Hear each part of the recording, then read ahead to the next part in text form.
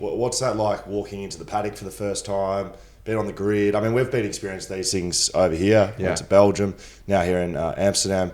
Like, do you remember that stuff? Like the first of things, Yeah. you know, the first race, or the first practice? 100%. I remember rocking up. We were with Red Bull at the time in 2018, so they were partnered with Aston Martin. So we had an Aston Martin, and I've never really driven a sports car. So Daniel was like, "Yeah, cool. Can you drive me to the track?" I'm like, "Yeah, sure." And this is awesome.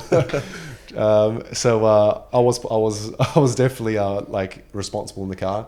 Don't trust Australian roads. So I was responsible to get into the track, and I remember just parking up, and no exaggeration, there's about 15 cameras just waiting, and like for me that's not normal. For Daniel it is. So yeah, I do definitely recall that first weekend of just, I guess, trying to stay focused because there was so many distractions to a point where like there's cameras in your face. Then we had like Netflix being like, "Hey man, can we like just stick a mic under your collar and you just wear it all day?"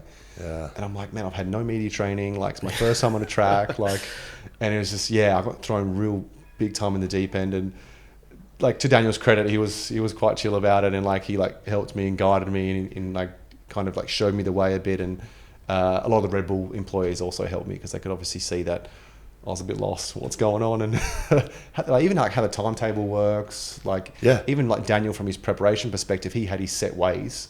Yes. So like I still had to like mold into that. Yep. So there was just so much to consider with so much going on. Well, it's not something you can read in your Dummy's Guide to F1 that your partner got you for Christmas, right? Like how to, I don't know, how do you get from the driver's facility to the pit lane? Or like, like where's the media stuff fit in? Or there's been like, just from an observation point of view from us for our first time, like there's just so much going on that when I was sitting down preparing to chat to you about it all, I was thinking like, how the have you actually figured this out? Like, did you feel like you were just flying around making it up as you went? Yeah, and I made. And you're still doing that? Yeah, still. I made a ton of mistakes. Sunday race day, for instance, in Australia, first race.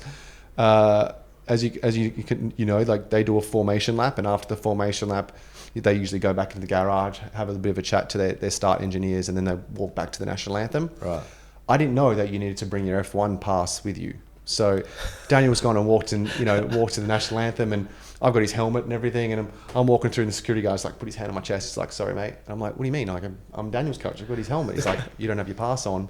Oh boy. And I was like, "Oh, I didn't know I needed my pass." And I was like, "Come on, man! Like, look, I've got his helmet. Like, it's not a fake. Like, wouldn't let me on the grid." Wow. So I literally just had to like drop the stuff and like run back to hospitality, get my pass. So that was quite embarrassing. I was just like, "Okay, yep." I was looking around for his helmet. Yeah, in the car without his helmet. So yeah, I learned from mistakes to answer your question. What's the transition like from, okay, so you're a S&C coach in Perth. Yeah. You're looking after, I don't know, clients, not just one client, and then to go into a space where you're looking after one athlete, like one person. Is that a transition that you found difficult? Challenges, good parts about it? Because that's different, right?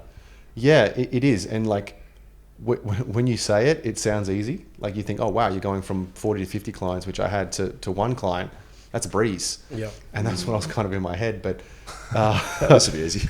Yeah, it's a hectic schedule. It's full on. But also, I also didn't anticipate how much spare time you'd have, because there's only so much you can do for someone within a an 8-hour day. You can train once or twice a day, 3 times if you're really good. Yeah. But then there's a lot of, I guess, downtime, and I guess that's where I kind of struggled, because I was always go, living off a high pace, long hours, and started to realize, oh, hang on a second, I've actually got more time here than I actually thought I would have. So it was a weird transition, something I had to get used to for sure. And then because you got so much spare time, you're like, geez, is there anything else I could do? Like, am I missing something? Like, because you're obviously it's that handover period of just trying to get used to that scope of work. So yeah, it was a bit of mind games at the start, but I seem to have it all covered now. So